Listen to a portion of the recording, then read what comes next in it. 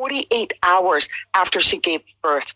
Her family was rejected 6 times trying to leave Ukraine at the Slovakian and Polish border, facing racial discrimination. Their application to seek refuge in Canada didn't even get a response from the government. Their situation is not unique. Will the Liberals help resettle Afghans and other visible minorities fleeing Putin's war? The Honourable Minister of Immigration. Mr. Speaker, I thank the honourable member for her question, and I would share that it is completely unacceptable and egregious behavior that anyone fleeing war would be discriminated against on the basis of the color of their skin or their country of origin.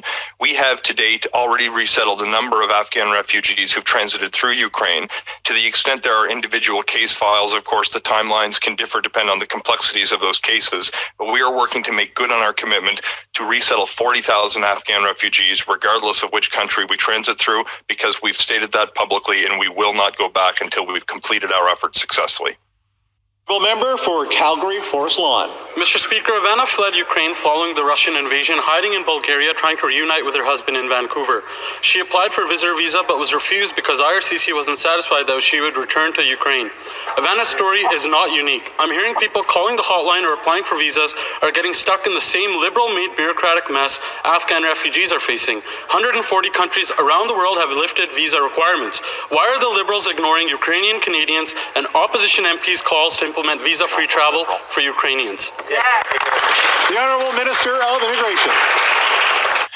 Mr. Speaker, I thank the honourable member for his question and his conversations with me over the past number of days.